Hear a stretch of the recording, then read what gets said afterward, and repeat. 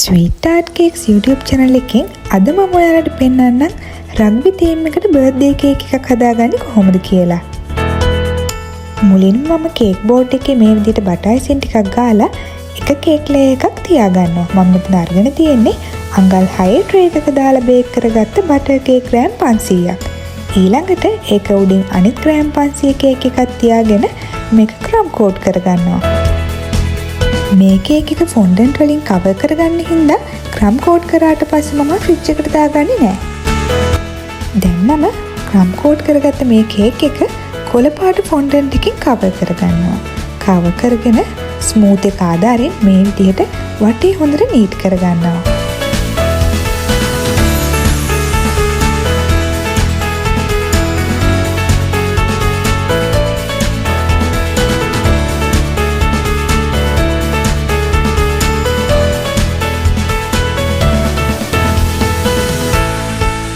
ඊළඟට මම cake board එකත් මේ විදිහට කොළ පාට ෆොන්ඩන්ට් එකෙම කවර් කරගන්නවා. මේ ෆොන්ඩන්ට් එක වතුර ටිකක් ගාලා කේක් බෝඩ් එකටම මලව ගන්නවා. කේක් එකේ උඩයි වටේටයි දුඹුරු පාට ෆොන්ඩන්ට් එකෙන් මම හදාගත්ත අයිටම්ස් ටික දැන් අලව ගන්නවා. මම මේ ඔක්කොම ඒවා අලව ගන්නේ වතුර ගාලා. කේක් එකේ උඩින් හැමතැනටම මඩ විසික් වෙලා වගේ පේන විදිහට තමයි මම දැන් මේ හැම එකක්ම අලව ගන්නේ.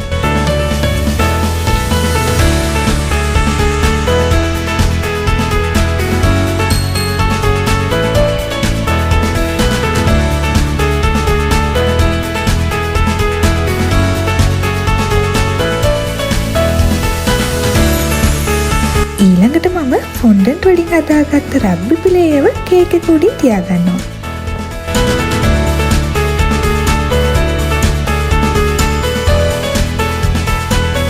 දැන් මම මෙන්න මේ විදිහට වතුර ටිකක් ගාලා රග්බි ප්ලේයර්ගේ ඔළුව අලව ගන්නවා. ඊළඟට රග්බි බෝලෙත් මේ විදිහට තියාගන්නවා.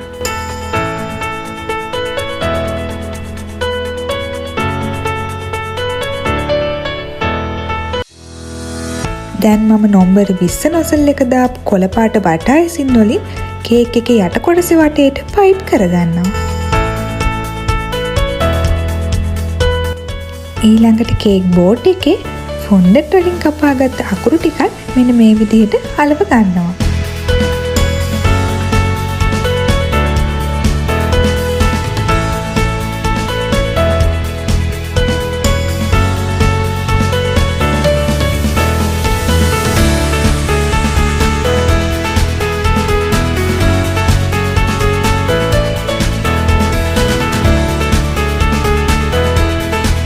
ඉතින් මෙන්න මේ විදිහට තමයි රග්බි තීම් එකට මම බර්ත්ඩේ කේක් එකක් හදාගත්තේ.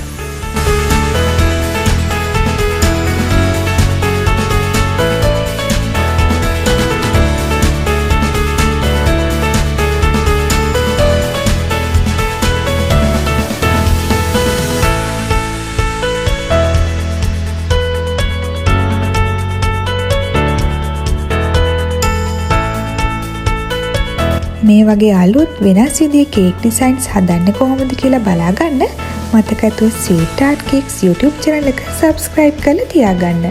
එහෙනම් අලුත් වීඩියෝ එකකින් අපි නැවත හමු වෙමු.